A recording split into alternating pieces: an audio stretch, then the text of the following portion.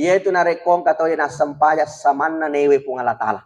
Apalagi narekong kataw nangga isampayang itanya kewajiban newe tuasan na pung Allah Ta'ala. Narekong kataw makadokat do mewe pung Allah Ta'ala berarti istilahna kepala batu.